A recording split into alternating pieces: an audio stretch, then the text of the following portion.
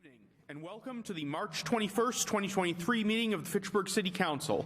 I now call this meeting to order. Please be advised that FATV is conducting audio and video recording of this meeting for public broadcast. I ask that anyone else in the audience who is recording this meeting to please identify themselves for the record now by standing and stating their name and city of residence.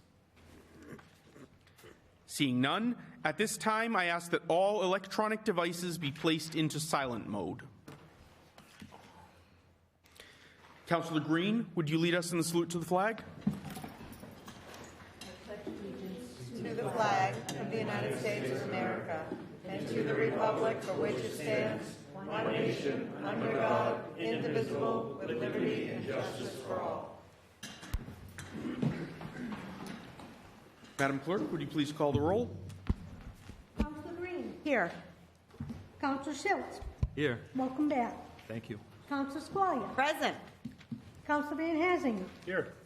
President Zarilla. Here. Councillor Boschman. Here. Councillor Kuchar. Here. Councillor Cragen is absent this evening. Councillor Cruz. Here. Councillor Di Natale. Here. Councillor Fleming. Here. 10 members present. Thank you very much. We have no remote registrants for public comment. We have received several emailed public comments, which have been placed on file with the clerk's office and shared with all councillors.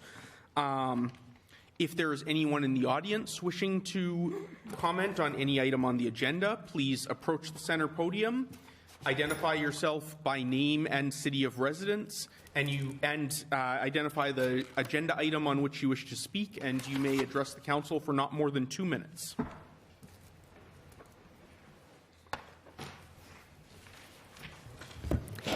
City Councilors, I'm addressing on 08523, the fluoridation one. My name is Karen Favazza Spencer. I'm a semi-retired analyst living in Leominster. I'm the woman who got Erin Brockovich to publicly oppose fluoridation policy. I'm also a member representative on behalf of the Food and Water Watch in an ongoing lawsuit against the EPA about fluoride neurotoxicity specific to the Toxic Substances Control Act, and the lead author of a peer-reviewed report published in a science journal. Despite the magic potion mythology, fluoride is a poison in any dose. Susceptible subpopulations to fluoride toxicity include pregnant women and their fetuses, bottle-fed babies and young children, the elderly, and those in fragile health. Diabetics and kidney patients who drink more water than typical have higher exposures, which can and does worsen their conditions. The 21st century science against fluoridation is significant, and I have attached a link to approximately 150 studies published since 2015 to my written testimony.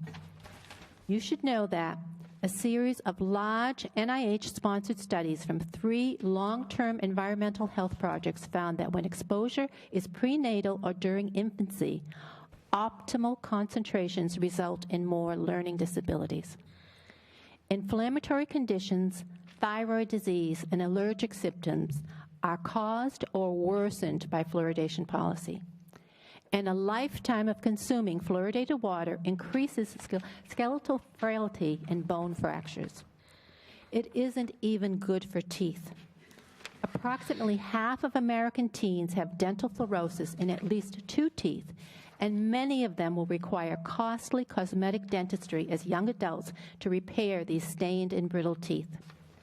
Consequently, fluoridation policy is an immoral medical mandate that poisons bodies, brains, and bones from womb to tomb.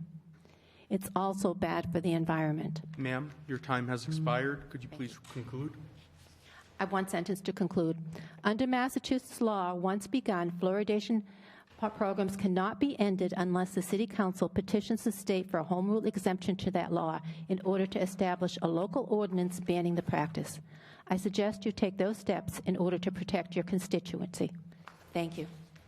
Thank you. Further public comment at this time?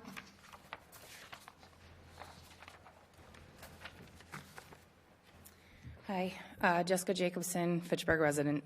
I'm just here to comment on the fluoride I'm not going to pretend to be an expert. We asked her to come in because she obviously studied it for more years than we have. I do want to say, though, out of my 3 children, my youngest one I was not able to breastfeed, so I did use water without filtering out, without the fluoride filter in it. And her teeth developed when they came in. She did have fluoride damage to them. She's the only one out of the 3 that I did not breastfeed. And as far as going to the dentist and finding toothpaste, every dentist uses fluoride. You'd have to bring in your own toothpaste to have them not use fluoride. I haven't found a single dentist that even has that as an option. So fluoride's available for anybody, any citizen that wants it. It's in every single toothpaste if you look. It's really hard to find a toothpaste that doesn't even have fluoride in it. And then it is more expensive than the toothpaste with the fluoride in it. So I would like you guys to reconsider having it in the drinking water so that we're not also drinking it, because I don't like to have all the chemicals and all that stuff. So I really am health conscious in making sure that we don't have chemicals in the house, and my kids are all organic and stuff like that. So I just feel like that's one thing that we could eliminate. Even, cooking with spaghetti and water and stuff like that, now you're putting fluoride in our spaghetti and stuff like that. So I just don't think it's really necessary in the times, maybe when they first put it in, but that was over 50 years ago. Yeah. All right, thanks. Thank you.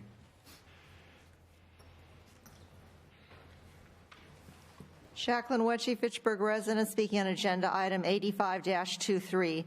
The people of Worcester voted down fluoridation more than once. Leominster, Lunenburg, and Ashby also don't fluoridate. We should have a choice too, rather than having this industrial waste byproduct diluted and added to our water without having any say.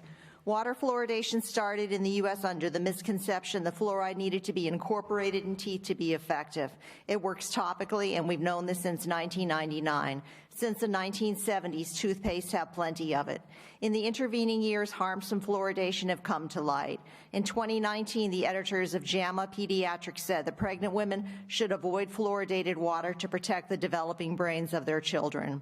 The National Research Council wrote in 2006 that there is no evidence of any safe level of fluoride in water for vulnerable populations like infants and the elderly. We shouldn't have to spend money on filters or lug up gallons of bottled water home because we are being medicated without our consent. Fluoride aggravates inflammatory illnesses, including eczema. If I go in a lake or pool, I am fine, but after I shower or bathe in the city water, my skin is sore, burning and itching to the point that I have difficulty sleeping. That's the reason you might get an email from me at 2 a.m. I can buy bottled water for drinking and cooking, but I haven't been able to protect my skin. It's not too much to ask for pure water. After all, we pay for it and should be able to enjoy it without worrying about chemical residues. This is in no way a criticism of the Water Department, which works hard and meets all EPA standards, and in adding fluoride is just doing what they've been ordered to do. They are actually at greatest risk, and in 2005, 3 of their employees landed up in the hospital due to a fluoride spill at our water treatment plant. Please support cessation of fluoridation to protect them and everyone else. Thank you. Further public comment at this time? Seeing none, we'll proceed with the agenda. First, we have our announcements. I only have one in front of me here, which is Councillor Schultz. The next meeting of the Widowed Helping Widowed Support Group will take place Thursday, March 23rd, 2023, from 4 until 5:30 p.m. in room 203 at the Fitchburg State University Recreation Center, 130 North Street. Kelly Lynn and Bernie Schultz will co-facilitate. Report of the Appointments Committee. Councillor Kuchar. Thank you, Mr. President. This evening, the Appointments Committee met. We took on three appointments. One's a reappointment, 2 of the new appointments. One, the reappointment was on the Council of Aging, term to expire March 1st of 2026, and that's for Margaret Padovano, and that was approved. A new appointment, the trustee of the public burial ground, term to expire April 1st of 2026, George M. Mirijanian. And that was approved unanimously. And the new appointment to the Fitchburg Disability Commission, term to expire April 1st, 2026, Amy LeBlanc, and that was approved unanimously. Move to approve the report of the Second. Appointments Committee. I have a motion and second to approve the report of the Appointments Committee. If there is no objection, it is approved unanimously. At this time, we have no report from the Committee on Records. We have one reappointment letter and a new appointment letter from His Honor the Mayor. Reappointment of Adam G. Goodwin as a member of the Fitchburg Housing Authority, term to expire March 1st, 2028, and new appointment of Camilla Arsenault as a member of the Fitchburg Disability Commission, term to expire April 1st, 2026. Those will both stand referred to appointments. We have the annual report of the Fitchburg Redevelopment Authority. Megan Donahue has asked me to let you all know that she was unable to be in attendance this evening due to family issues, but she would be happy to be in touch with people at a later date if they have any questions about this. I would ask unanimous consent to waive the reading of the report and place it on file. So moved. Second. All right. Any objection? Seeing none, it will be placed on file. I do, however, have one comment that was submitted by Councillor Cragen on this matter that she asked that I read out since she was unable to be here this evening. Is there any objection to having that read? Seeing none. Councillor Cragen says, I read the FRA report with great interest and would like to commend Director Donahue and the FRA board for a very successful year. Thank them for supporting so many civic activities which encourage visitors to downtown throughout the year. I was also glad to read the report on One Wood Place, a building that has value for historic reasons as well as its proximity to our historic City Hall and Legislative Building and Main Street. I look forward to hearing more about this property as time unfolds. As Chair of City Property, I look forward to continued collaboration with the FRA and the City for future success and appreciate the many conversations I've had with Director Donahue, Charlie Caron, and others at FRA. I have learned a lot from these conversations and thank them for an informative and detailed report. I urge residents to read this report to better understand how vital the FRA is to Fitchburg's economic success. Next, we have the report of the Finance Committee. Councillor Di Natale. Thank you, Mr. President. Finance met on March 8th and took up the following: 04723, order that there be and hereby is appropriated $16,750 to be charged against available funds and credited to health expenses, weights and measures. Director Steve Curry was present.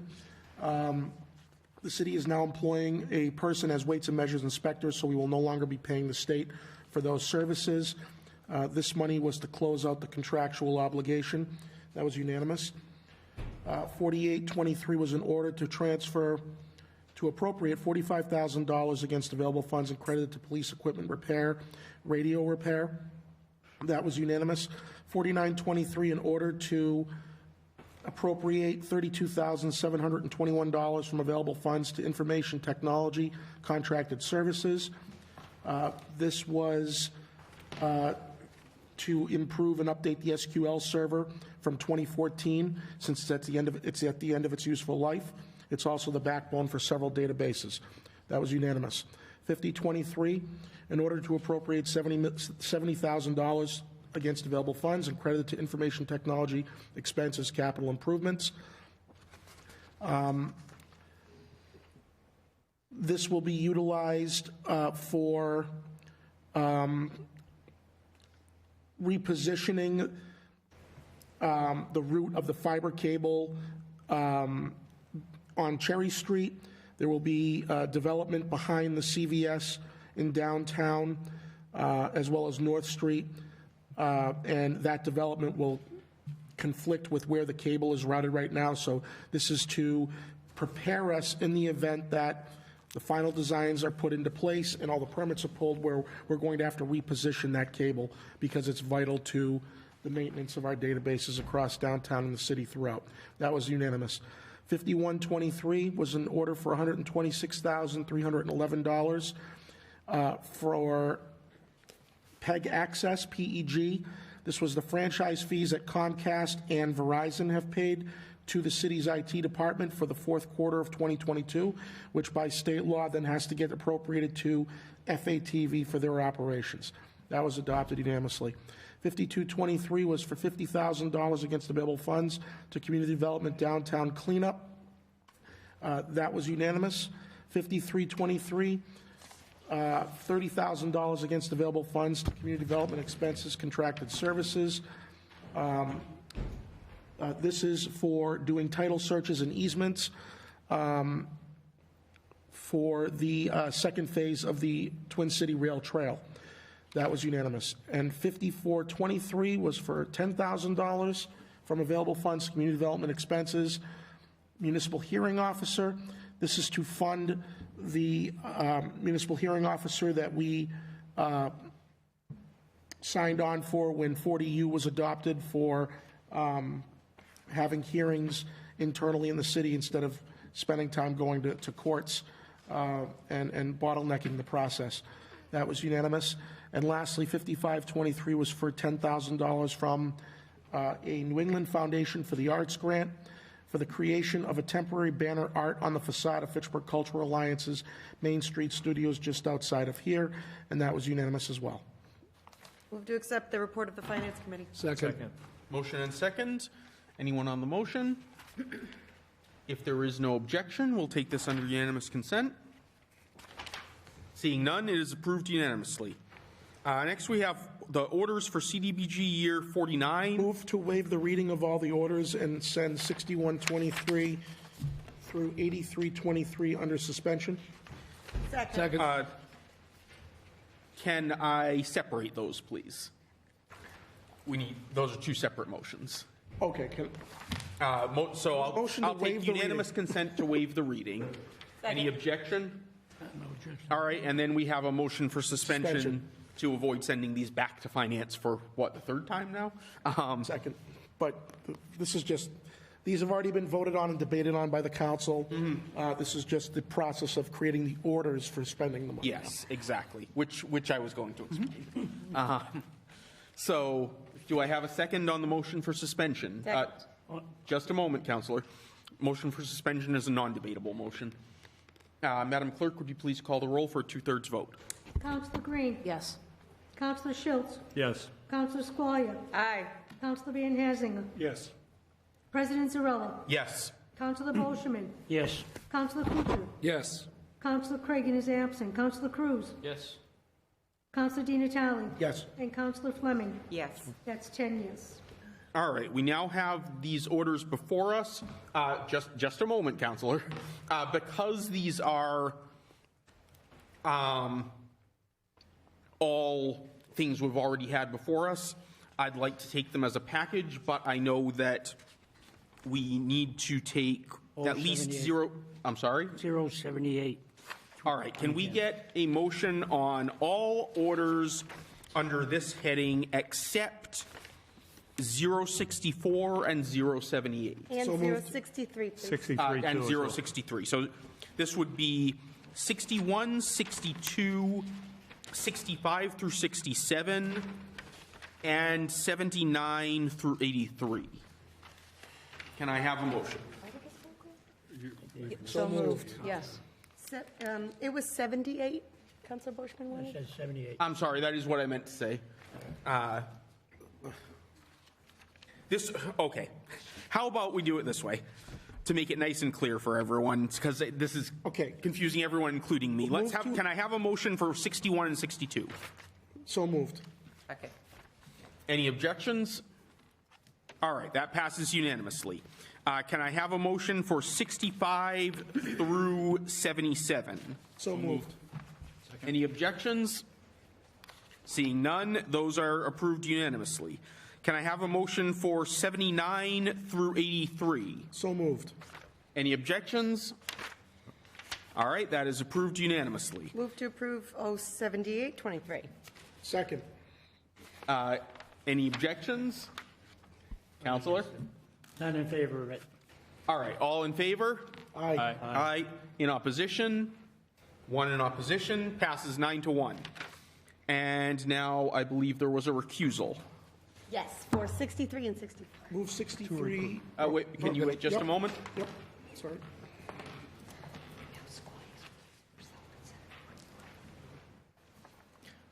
For the record, Councilors Squalia and Schultz have just left the room. Move 63 and 64, 23 be accepted. Second? I have a motion and second. Any objection? All right, it is unanimously approved, and councilors may return.